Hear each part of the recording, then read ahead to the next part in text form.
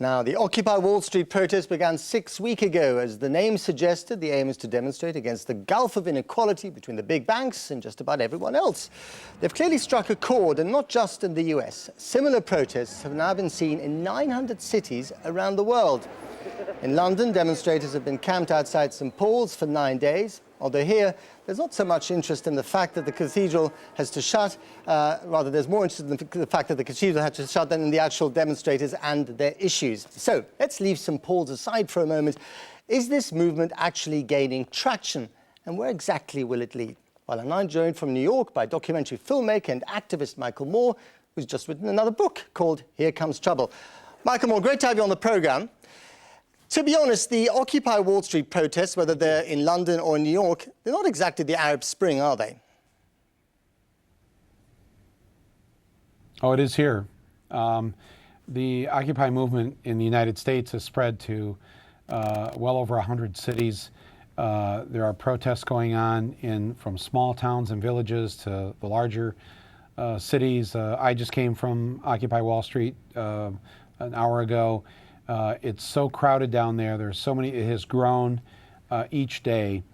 And I can't speak for London because I'm not there. But I can tell you here, there was a poll yesterday in the National Journal in the United States. And they asked the question, do you support the Occupy Wall Street movement? And 59% of the American public that was polled said that they support Occupy Wall Street. That's an amazing number. It's an amazing number. I agree. But why don't we see? This movement is only 5 weeks old. But why don't we see more people then demonstrating? Because the numbers are still relatively small, aren't they? Yeah. No, not here. They're not. There's a small town where I live in Michigan, Niles, Michigan. It's only 11,000 people live there, and they had 100 people come out in Niles. That's 1% of the population. If 1% of the United States showed up at a demonstration on the National Mall, that'd be 3 million people. No, this is really taken off, and more and more people want to be involved in it. They want to start things, and remember, this is just in its infancy. It's only 5 weeks old, so it's way too early to make any judgment on how this movement's going to go.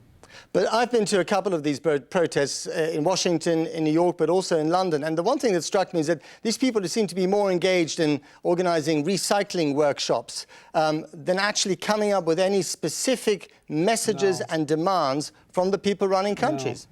No, it's not true. Not true.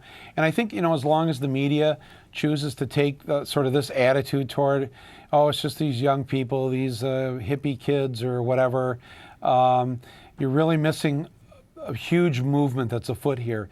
It's so grassroots. It's so organic. I hear of new cities every day that have where these Occupy movements have sprung up. Nobody's leading this. There's nobody. It's not organized. There's no dues to pay. People have just left the house to be part of this all over the country, and they're very clear with their demands. It's stated on the website.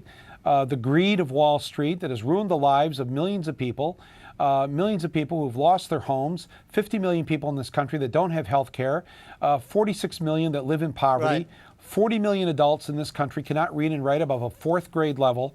I mean, we have some serious problems. We have a lot of angry people, and they're sick and tired of it. No one doubts that. But if you agree with the protesters so wholeheartedly, why didn't you join them? Why didn't you pitch your tent at Wall Street? I'm there. I've been there a dozen times in the last 5 weeks. I'm down there quite often, and I am part of that. And I am doing my part by getting the media to focus attention, especially the mainstream media, on what's going on down there. And I attend committee meetings. I attend general assemblies. I put my 2 cents in. Listen, this is something I've been working on for over 2 decades, going after Wall Street and corporate America for what they've done to the people on this planet.